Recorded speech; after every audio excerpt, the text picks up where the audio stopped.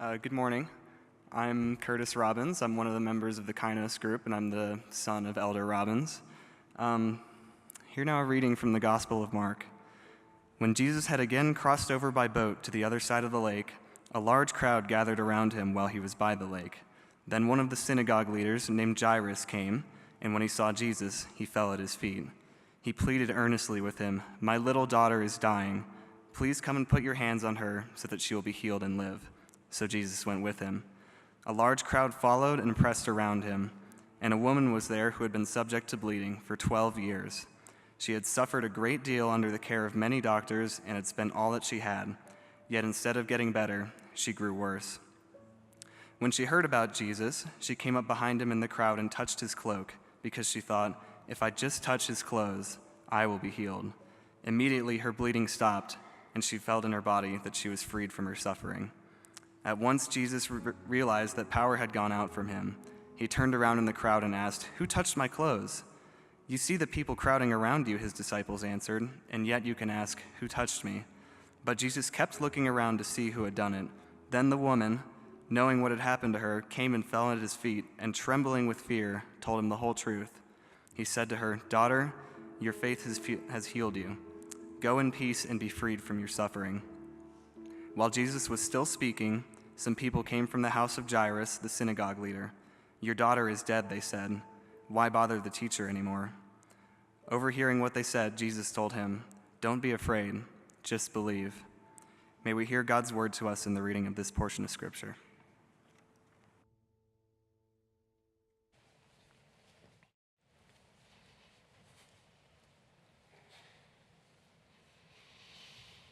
One of the things that's true about this church is we spend a fair amount of time in this book. It doesn't have to be exactly this book. Earlier in the first service, you'd think by the second service, by the time I get here on Sunday mornings, I have it all figured out, but I lost my Bible. I told you that, and I had to scamper around trying to find it. And this is my backup Bible, which works because it has all the right words in it, but none of the notes. But you didn't really come to hear my notes. You came to hear the word, because this is the autobiography of the God who made us. He wrote it to show us his person, who he is, what he's doing, what he's about. This whole book, from one end to the other, is written so that we would understand who God is. We'd get the person of God, but not just the person of God. As you submit yourself to this book, as you begin to learn, you find the priorities of God, because he says some things are more important to him and some things are less important to him. And he gives you a chance to wrestle with the priorities of your own life and to figure out, do we align it? So we learn from Scripture the person of God and the priorities of God, but I think we also can find the pleasure of God. Sounds like a 3-point sermon with a poem at the end, doesn't it? But I want you to remember, the pleasure of God, I think, comes when we not only learn about him and learn about what he values, but then we go and we try to live it out. That gives him pleasure. In James chapter 1, it says this: "Do not just be hearers of the word and so fool yourselves, but be doers as well. For if you hear and do not do, you are like a person who goes and looks at themselves in the mirror, and after seeing their face goes away and immediately forgets what they have seen." No. Be hearers and doers. Submit yourselves to the perfect law of Christ, and you will be blessed. That's what this series is about. I want to talk about submitting ourselves, acting out in our lives the way we see Jesus acting out. And as a part of that, I've entitled the series Lift. We started last week. What does it mean to lift? How would you define to lift? See, I can tell exactly what you're thinking. You're all thinking it is the principle of vector force that is caused by moving a solid body through a fluid or aerodynamic environment, such that in a perpendicular motion to your direction, there is a force applied to the body which moves often in opposition to gravity. That's what you're all thinking, isn't it? That's lift. That's what lifts a plane. That's what lifts a kite. Is this curved force that has air moving over it, and the force begins to lift up solid bodies. It's what pulls a sailboat through the water. The wind across the sail pulls the sail forward. That's how it works. It's called lift, but that's not really the kind of lift I want to talk about. I want to talk about a different kind of lift. Carl Medeiros, you can see his name up there, recently came out with a book called 42 Seconds. He is a writer, missionary here in Denver, man that I've met a few times, and he wrote this book, 42 Seconds. The title comes from the fact that that he had his son read out loud every conversation of Jesus in the Bible. And then they measured how long each one took, and then they did the math and came up with the average. The average length of conversation of Jesus recorded in Scripture is 42 seconds. Now, that doesn't mean that he didn't talk longer and it's not recorded, but God felt that 42 seconds of his conversation on average was enough for us to know about.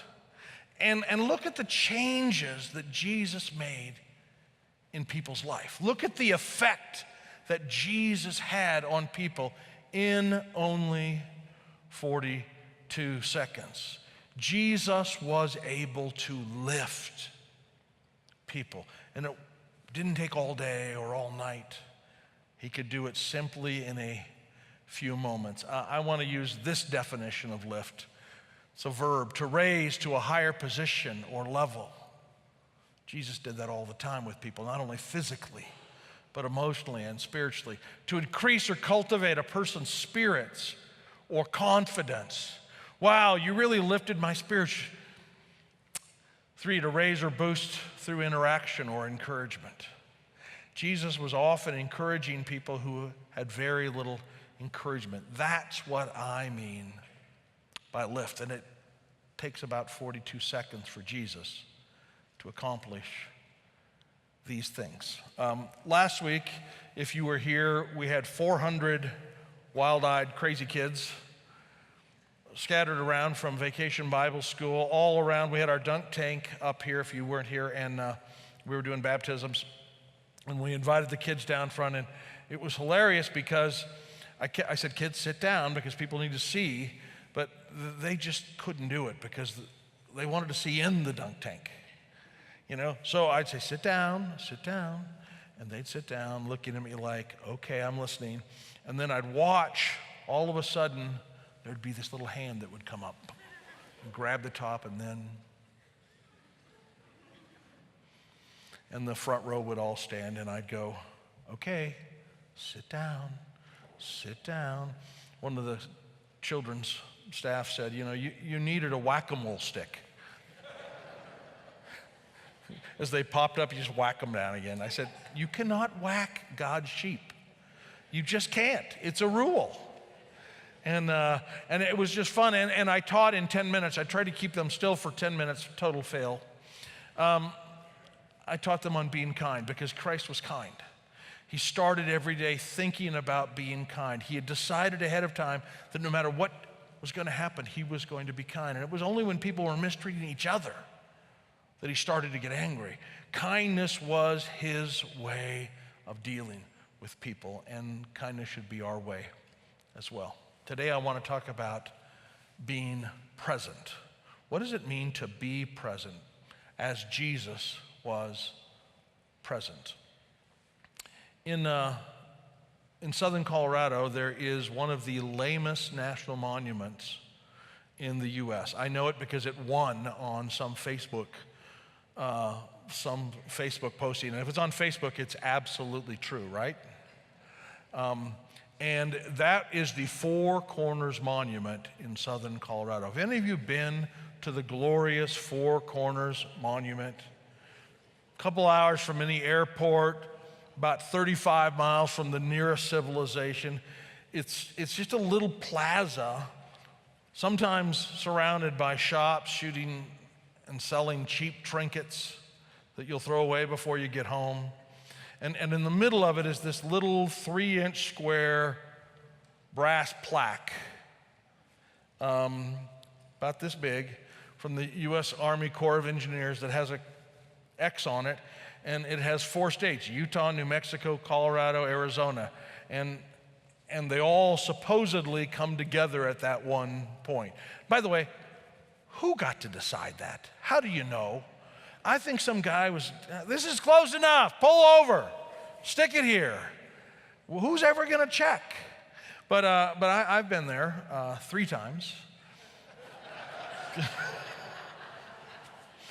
Got to take your friends to see this thing. And there's something magnetic about it for me, I will tell you, because I think in all of us is a little desire to be like God, omnipresent. And you can stand right there and be in 4 states at the same time. It's a little bit like God. I can be 4 places at one time, or so I want to feel that way. You know, somebody told me that they went and they did like the, what's the game, the Twister game, trying to get everybody in every state at the same time. And I just laughed. I said, isn't it crazy that we want to be more than where we are? Being in one state is not enough, but we want to be in 4 states at the same time. And I'll tell you, it's a lie. You are never any place but one place. You are standing on some little teeny piece of brass in the middle of nowhere. One place. Why is it that we want to be more places? Because I think we're unhappy with here. We're impatient with here. Everywhere I go, I have all sorts of things that I'm thinking about. I'm thinking about what just happened, who I just talked to. Don't forget, you got to call them this week. They wanted an appointment. They want this. So I'm thinking about where I was. And then I'm thinking about where I'm going. Okay, where did you lay your Bible, Brad? Come on. It can't be that many places. Think through. And in the middle of that, I'm trying to be here and now.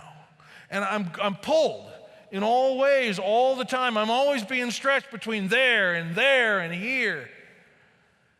And the amazing thing is that Jesus didn't seem to be pulled that way. It's not like he didn't have something significant to do while he was here. It's not like he was going someplace insignificant. He was going to the cross. He was going to save all of humanity for all time. I mean, that's really pretty forward thinking, if you ask me. And it's not like he hadn't had significant interactions, people trying to kill him, or lifting up people who had been born a certain way and setting them free. So many things had happened. Healing a demoniac that was full of a legion of evil spirits. He had a lot to be thinking about what happened and lots to be thinking about what was going to happen, but somehow he managed to be here and now. And I think that changes everything. When I was in college, I read a book called The Practice of the Presence of God by a monk named Brother Lawrence. And it's about a monk who one day will become famous, but gets stuck washing dishes for most of his life in the monastery. That's the job he is assigned, and that's what he does day in and day out. And yet somehow he begins to find that he can find God right there. Every time he washes a dish, he can pray for somebody and say, Lord, wash them today. This person, show me how I can be a part of your cleansing. And every time he heard the water splash, he would say, Lord, bring your spirit again. Splash on us. Do something. He practiced this sense of presence, and he said it's the single most important thing in all of our Christian life. This ability to, for a moment, invite God to be here and now with us. And no matter what you believe or what you do, if you do not have God in your midst, you will always be a little dissatisfied and a little frustrated. But that's not just the presence of God I'm talking about. Jesus was good at that. We're told he did nothing except that which the Father told him to do.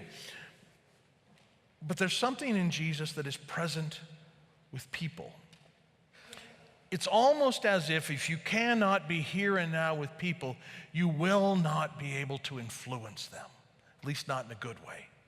You'll never be able to lift them. If you can't be with them, how can you change them? If you can't be with them, How can you be God's tool to do what he wants? Jesus had the ability to be with them, even at times when I think how hard that would be to be right there, right now. He's always walking down a road. Somebody cries out, he's with them. He's always over here. He's on the somebody's here and he's with them. He's on the road to Emmaus with them. He's always finding spaces to be present with people. I will tell you that I think the single most important part of us influencing the world for good is learning the ability to be present. Not to worry about the future or fret about the past, but to live with the people God has right in front of us, to be present. In our text today, you're probably familiar with the story, and I won't tell it all, but Jesus had just come back from healing the Gerasene demoniac of a legion of demons, and now he's come back on the boat across the Sea of Galilee, and probably to Capernaum. He's come back, which is where he lived, and it's a little Israeli village built right on the beach. It's a fishing village. Their boats are in their front yard, and you don't have to walk very far. But the rich didn't want to live down on the beach and the chaos and the fish nets and the smells, so they would put their houses up on the cliff behind so that the breezes would blow. And what happens is, as Jesus lands, the crowds have come out to see him. Streets are full. And a man named Jairus, who's one of the leaders, who lives up on the hill in that marble columned house, he comes down to Jesus and he humbles himself and he falls down and he says, Master, my daughter, who's 12 years old, is dying. She is at the verge of death. Will you come and heal her?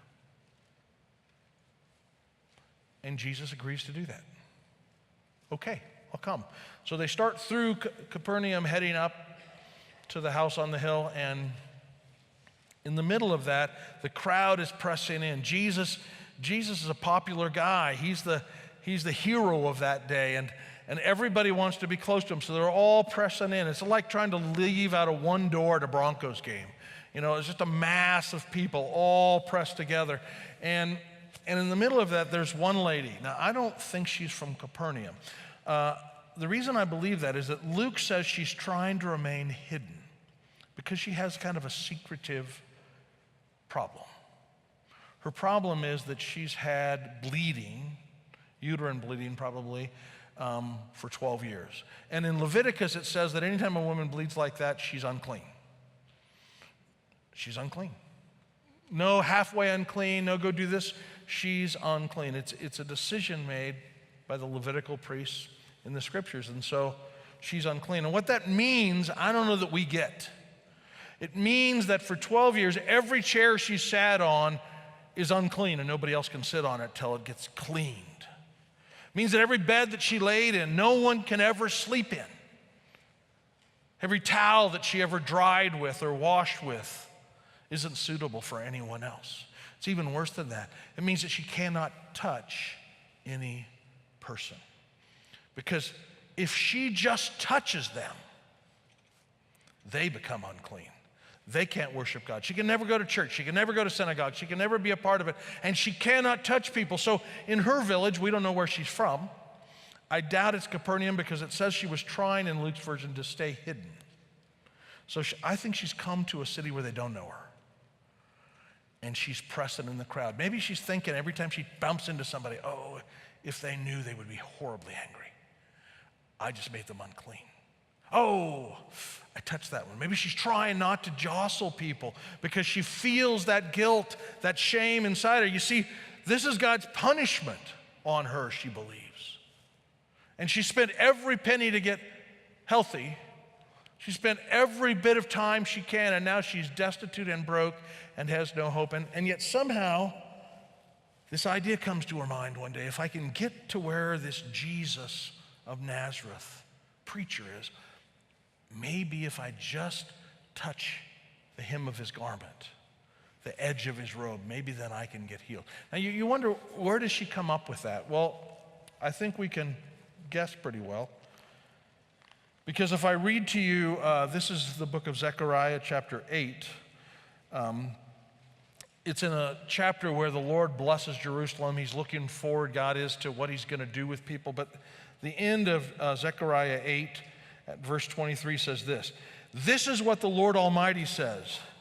In those days, 10 people from all languages and nations will take a firm hold of one Jew by the hem of his robe.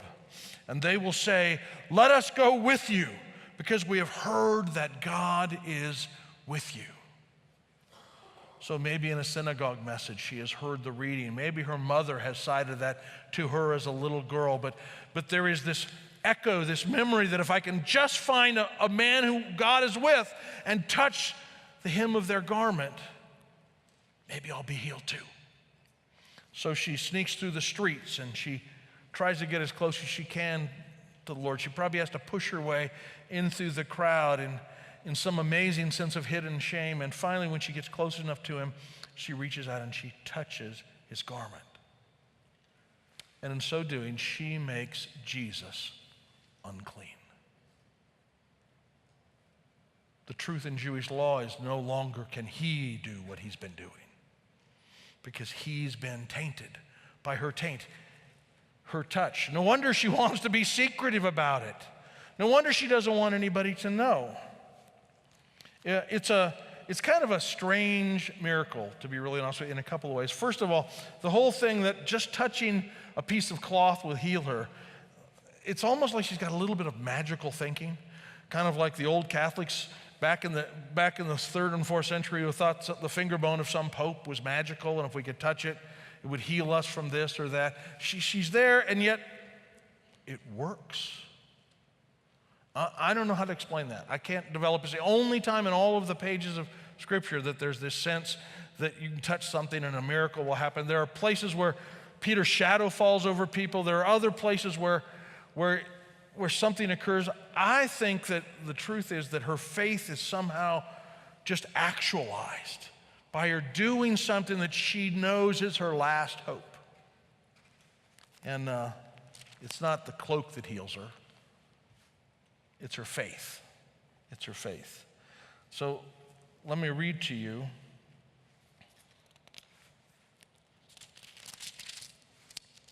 at verse 30, the other odd part about this. Well, let's start at 27. When she heard about Jesus, she came up behind him in the crowd and touched his cloak, because she thought, if I just touch his clothes, I will be healed. Immediately her bleeding stopped, and she felt in her body that she was freed from her suffering. Wow, that's crazy. She immediately, how does she know? There she is, she touches him. Whappo! Does she all get hot all of a sudden? Does she feel a tingle go in? Is it like Jesus has been dragging his sandals across carpet and got a static electricity burst, and so she touches him and it shocks her? I don't know, but Scripture is clear. Instantaneously, she feels something in her body. What's even a little crazier, immediately her bleeding stopped, verse 29, and she felt in her body that she was freed from her suffering. 30, at once Jesus realized that power had gone out from him. And he turned around and asked in the crowd, "Who touched my clothes?" Not only does she feel a tangible signal, but he feels it. And then he turns around and says, "Who touched me?" Now, I have to tell you, if I'm honest, it creates quandaries with me.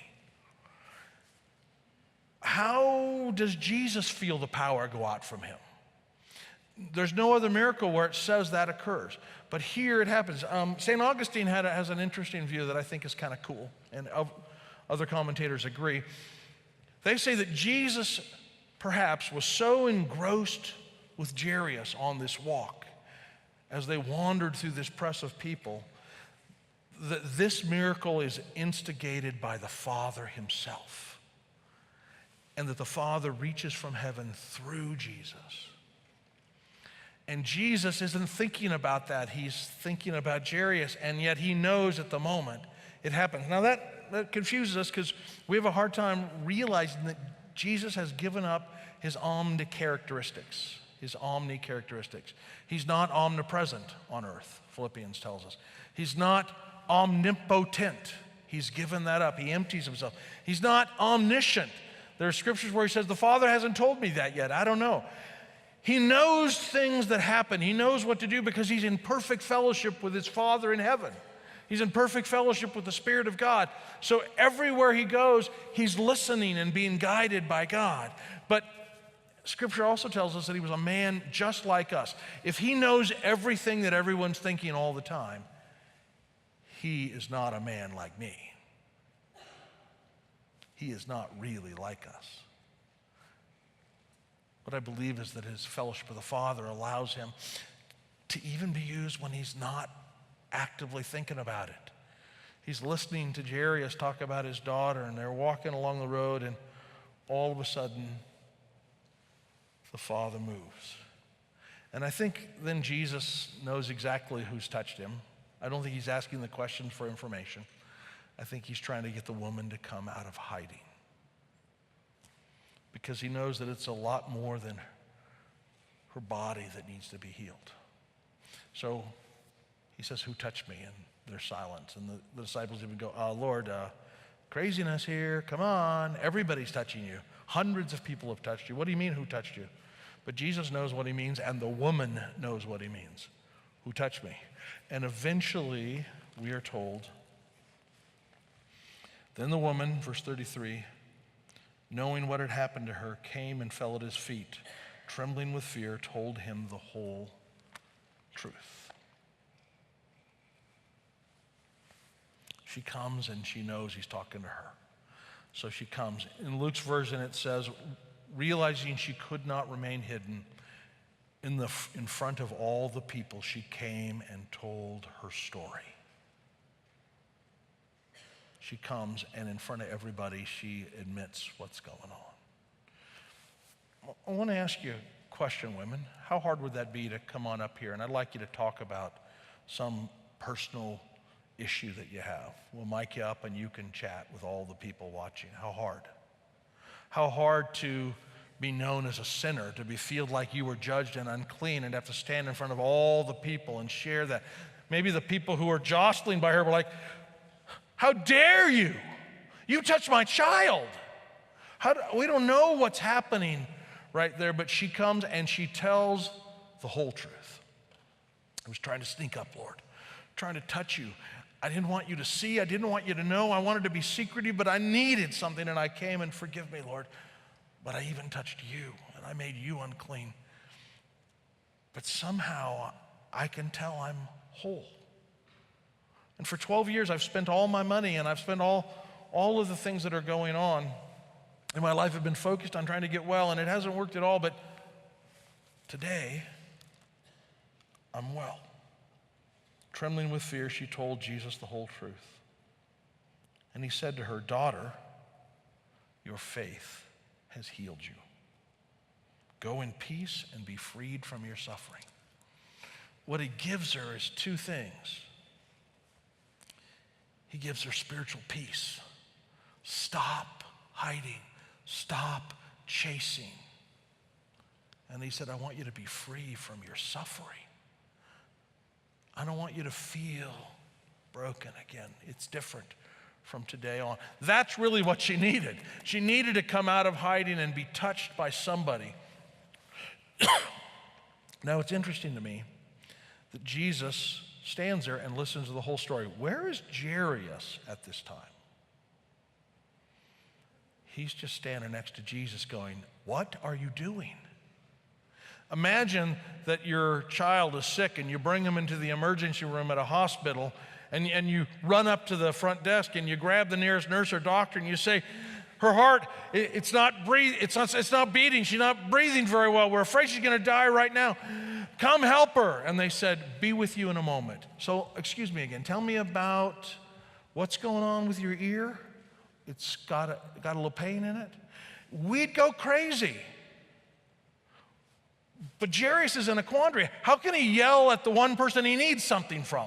He can't. So I think he just sits there stewing. And Jesus doesn't let her just say, okay, enough. We're on our way someplace really important. I'll tell you what, I'll come back. We'll have coffee.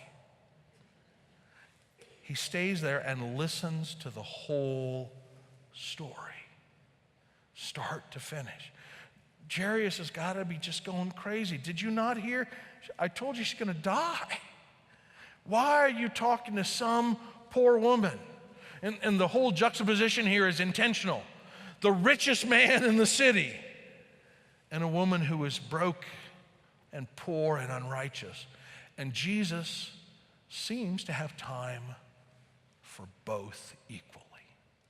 He's not moved by Jairus' wealth or stature. He is right there. He is present. Verse 35, while Jesus was still speaking, some of the people from the house of Jairus, the synagogue leader, came. Your daughter is dead, they said. Why bother the teacher anymore? Matthew's version says they sneered at Jesus. They were frustrated. What kind of priorities do you have, man of God? You stop here when we're trying to do something significant. And they sneer at him. And then verse 36, overhearing what they said. So the only way Jesus overhears is he's still standing with Jairus. And his friends come up, they say, don't bother him, it's too late. You guys missed the boat. They're probably crying and grieving. They come up, they grab him, and they say, it's too late, she's gone. Don't bother the healer anymore. You don't need him. Don't go get a doctor. It's too late. Overhearing what they said, Jesus told him, don't be afraid. Just believe. You see, the amazing thing is I don't think at any moment Jesus has stopped being present with Jairus.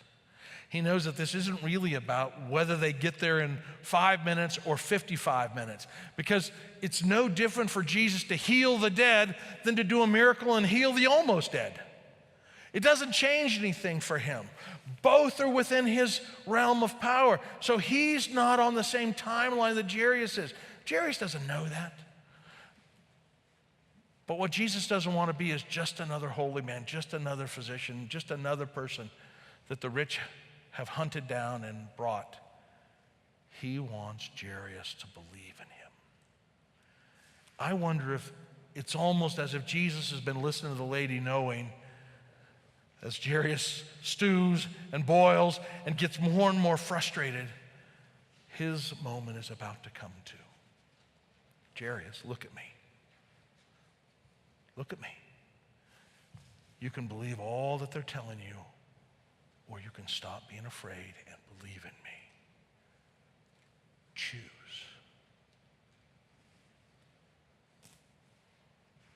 Jesus is present with Jairus.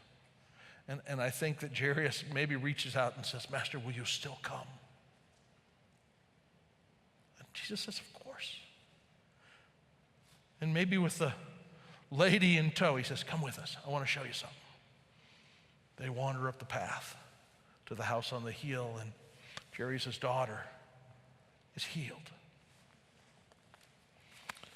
Jesus has an ability to be present with people. He's not in the where he should be. He's not in the where he was. He's in the here and the now. My brothers and sisters, we're horrible at it. And if we don't learn how to do it, we will never be able to be used by Christ to make changes in people's lives. 42 seconds. 42 seconds. I want to give you 3 takeaways from this story. The first one is that people who are present like Jesus is present notice other people.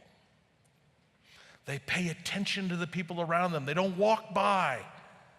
Again, I was hunting for my Bible beforehand, and of course people want to talk to me, and I have to decide, am I going to pretend that I'm not preaching on being present and say, I got to go find my Bible, leave me alone. Service starts in 2 minutes. I walked in here after this service started because I talked about being present, and it seemed like everybody wanted me to practice. And through the hall, they'd be, Pastor, just 1 minute, just a minute. I tried my best. It's so hard for me. But you know what? I figured I'll get there when I get there. And the truth is, they probably are not going to do the church without me, so I'm probably okay right now. The service will wait. And I talked to some amazing people who told me amazing things. It was almost like people wanted, after hearing the first service, to tell me their truth of when people were present with them. They wanted to tell me about this person who in their life stepped in and did something. We're just right there. They wanted to tell me about people on my staff who are really good at being present with other people. They wanted to share that. They wanted to engage, and I get it. So people who are present like Jesus, they notice people. There's a second thing that I want you to know. People who are present like Jesus listen. And then they listen, and then especially they listen some more. Most of us listen long enough to come up with our answer for the person who's talking or our rebuttal. We listen long enough to say, oh, I know what they're going to say. They're going to say this, and here's what I'm going to come back at. And then we're formulating our answer while they're off talking. We miss most of what they say. Jesus doesn't do that. He listens to her whole story. She probably hasn't told that whole story for a lot of years. And he listens.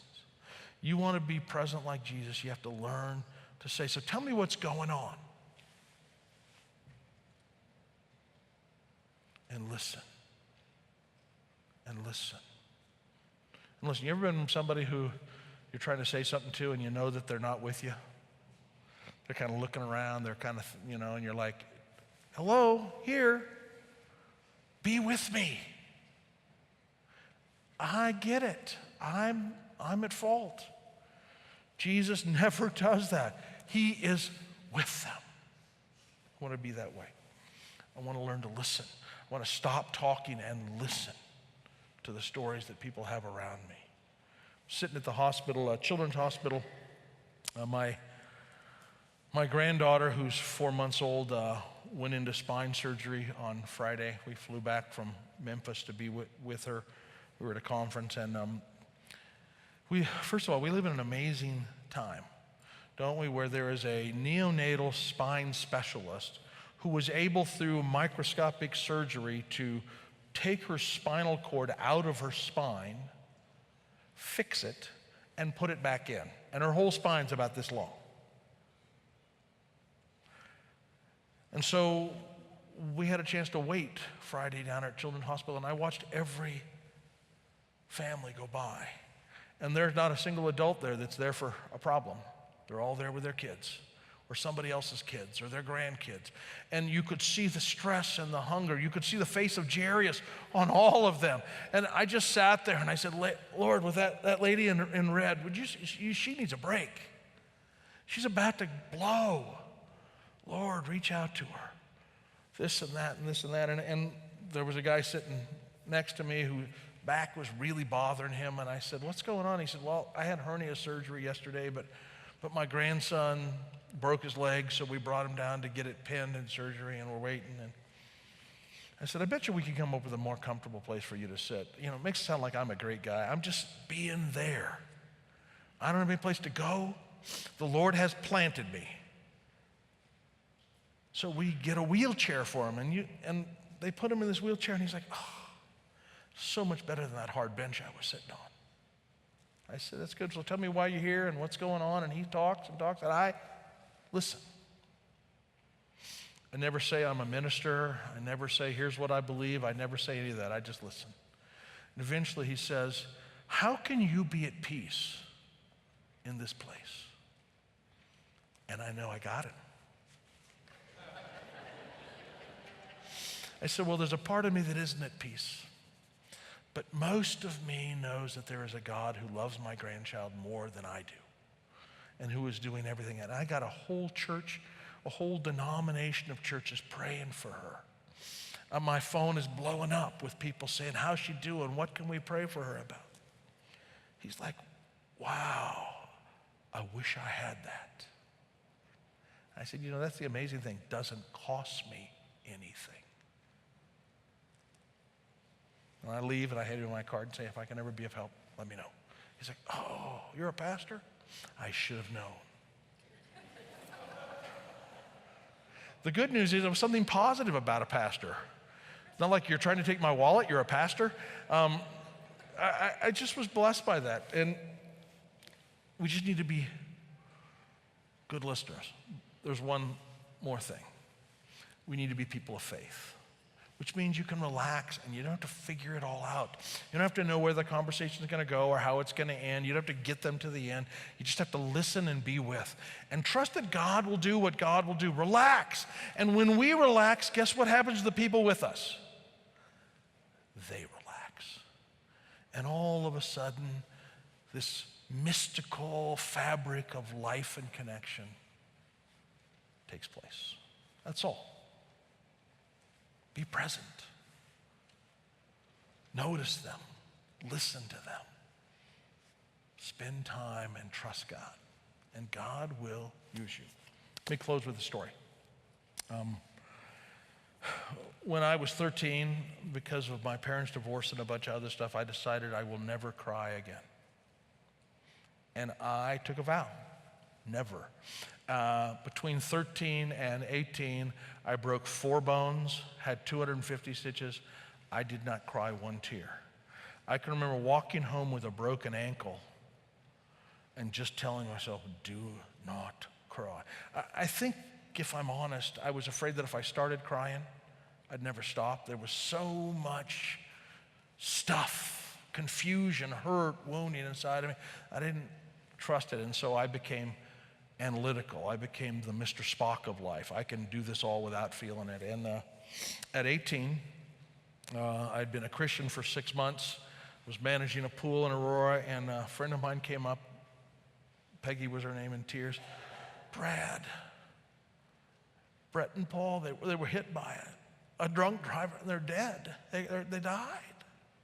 2 of my best friends were killed. She was undone. I was like, wow, that's really tough. I need to go for a walk. And I walked. I didn't cry. Went home, told my parents, didn't cry. Went to the house of each of them, didn't cry. Everybody was crying, not me. I just kind of watched and held tight to the hidden part of my soul. I am not going to be exposed here. Carried in one casket as a pallbearer, carried in another casket to some church. I don't even remember where it happened now, in Aurora, and did not cry. Lots of crying when young people die, but not from me. And I was sitting in the front row with the other pallbearers, and all of a sudden I recognized I'm not going to be able to hold it in through the service. You ever been there where you know you're going to start to cry?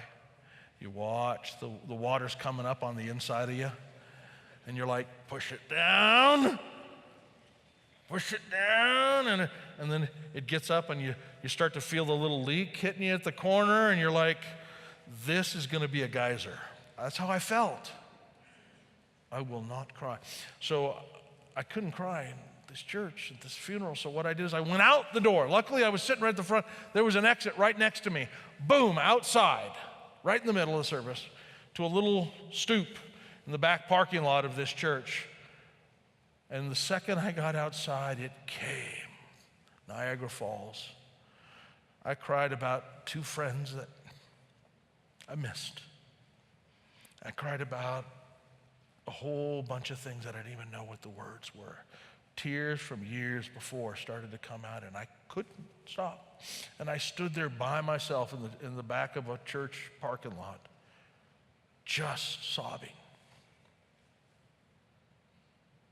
And then I heard the door open, and I could barely breathe, let alone open my eyes, so I didn't even look. But all of a sudden I felt a lady's arm grab my shoulder and turn me around and pull me into her. Obviously, it was somebody's mom. I don't know who it was to this day. But she hugged me on that back stoop. She didn't say a word. She didn't do anything. She just hugged me, and I cried. I cried on her shoulder. I probably cried on her feet. I probably cried her whole outfit wet. I cried, and she just held me. And there was a moment when I'd cried enough, at least for right then.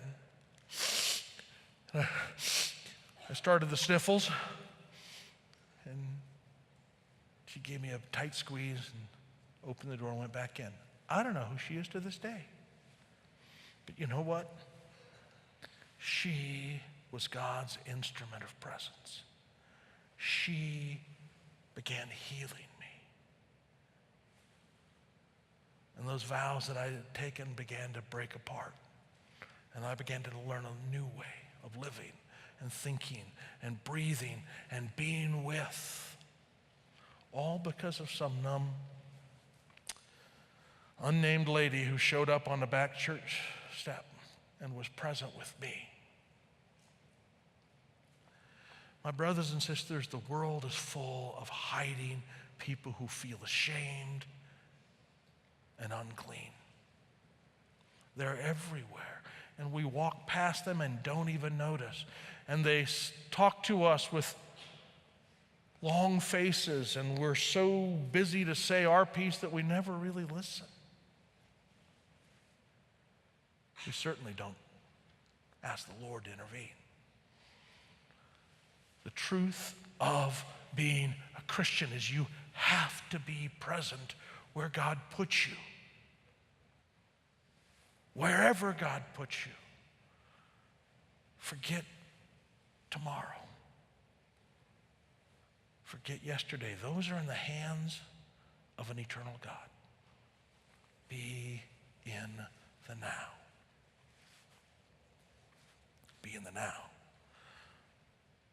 I know I'm asking a lot. What I really want is 42 seconds. That's all. Let's pray.